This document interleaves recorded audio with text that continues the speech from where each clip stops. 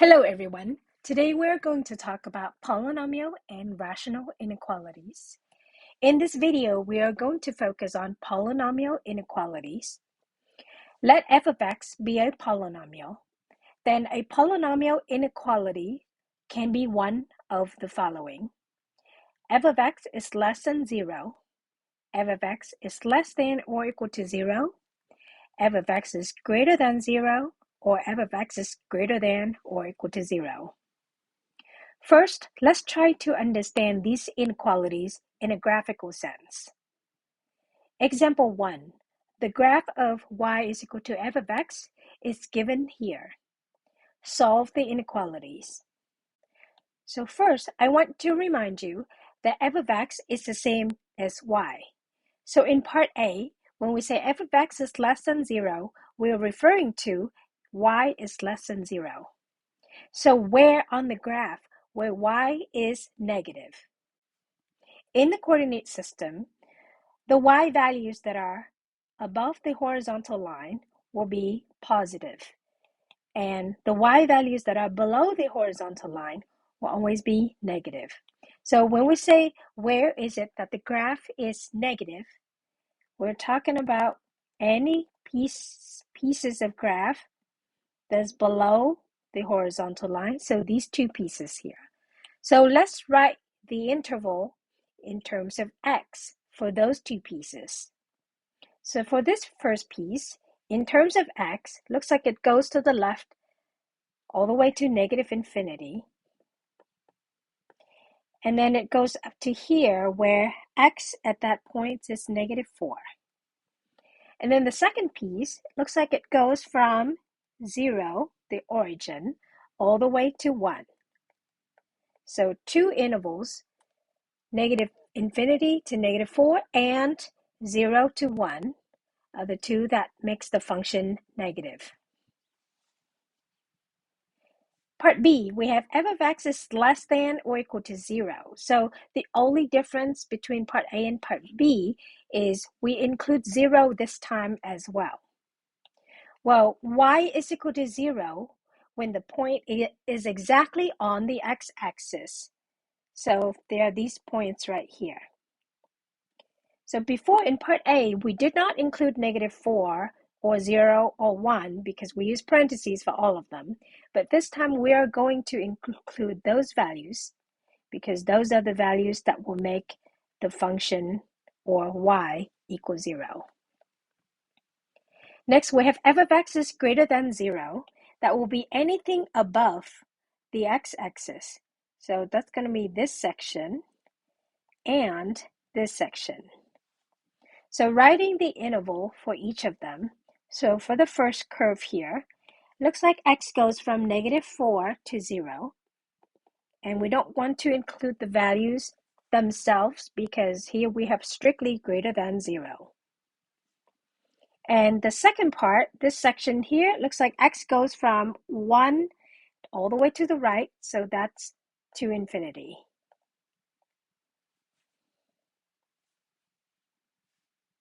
Part D, we have f of x is greater than or equal to 0. So just like before, we are going to include these points that are on the x-axis because those are the points that has y coordinates equal 0. So same intervals, we just change parentheses to brackets. Now, not every polynomial is going to be provided with a graph. So we're going to look into how to solve these algebraically. So example 2, solve the inequality x cubed minus 4x squared is greater than or equal to 12x. We are going to use a method called the test point method, and there are 4 steps. Step 1, express the inequality with one side set to 0.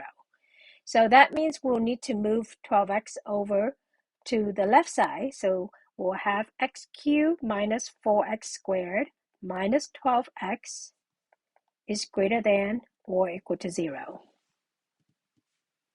Step 2, find the real solutions to the related equation f of x is equal to 0 and any value of x that makes f of x undefined then use them as boundary points in step 3.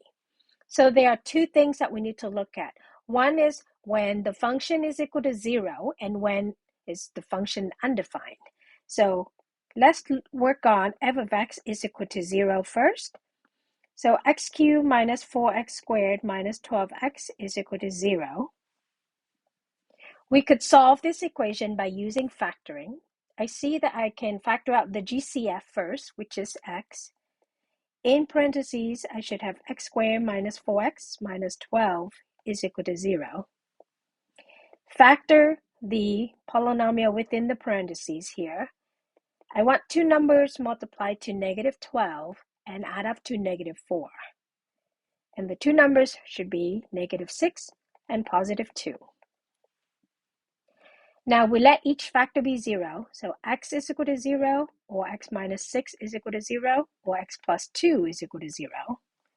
So that means x is equal to 0, or x is equal to 6, or x is equal to negative 2. Now we'll look into f of x is undefined.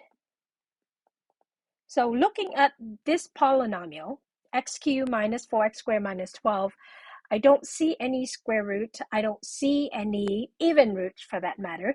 And I also don't see any fractions. So it doesn't look like there's any restriction. So there would be no values that would make f of x undefined. So I'm just going to say none here. Step 3, determine the sign of f of x on the intervals defined by the boundary points. So the boundary points we found in step 2 were 0, 6, and negative 2. So I am going to show you how to create a table that will help us determine the sign. So imagine drawing the number line, and you're going to place the values in order on the number lines, with negative 2 will come first, and then 0, and then 6. It's not necessary to place them at an appropriate distance. Just make sure that they are spaced out evenly, because technically we are making a table here. In addition, I am going to add negative infinity and positive infinity on the ends. I am going to actually put these values on top of the line so I can create a table underneath. So with each 0, we're going to draw a line to create columns. And I'm also going to make a little note here that f of negative 2, that's one of the zeros, is equal to 0 here. F of 0, since 0 is a 0, it also makes the function equal 0, and f of 6 is also 0. Now, we are going to test points. So between negative infinity and negative 2, I want us to think of a value that is less than negative 2. So let's say x could be negative 3. And then between negative 2 and 0, we could pick x is equal to negative 1. Between 0 and 6, we could pick x is equal to 2. You could also do 1 or 3 or 4 or 5. It's up to you. And then greater than 6, we could have x is equal to 7. Now we are going to substitute these values in the polynomial. You have two options. You either use the original polynomial here in standard form, or you can use the factor form. I find it faster to use the factor form, so that's what I'm going to use. So factor form, substitute negative 3 for x. We have negative 3 times negative 3 minus 6 and negative 3 plus 2. Now what does that give us? That's negative 3 times, this will be negative 9, and negative 3 plus 2 will be negative 1. So I see a negative times a negative times a negative. Every two negatives make a positive. So in the end, I'm going to have a negative answer here. Of course, you are welcome to calculate this out to be negative 27 if you want the specific. But I really only care about the sign of the function once you plug those values in. Now you have x is equal to negative 1. So plug negative 1 in for x, again, using the factor form. So negative 1 minus 6 and negative 1 plus 2. So that's negative 1 times negative 7 times positive 1. I see two negative signs, so that's going to result in a positive answer. X is equal to 2. 2 times 2 minus 6 times 2 plus 2. That's 2 times negative 4 times 4. Positive times a positive will result in a negative. And then 7, substitute 7. We have 7 times 1 times 9. All three numbers are positive, so we should expect the product to be positive. So back to the original problem. The problem was we want to know where the function is greater than or equal to 0. So greater than or equal to 0. So that means you are accepting anything that is positive, first of all. So that's within these intervals here. And equal to 0. So make sure that you are including those boundary points, because those are the points that make the function equal 0. So writing the two highlighted intervals, I will have the solution as negative 2 to 0 using brackets for both, and 6 to infinity. And this right here is the answer to the inequality.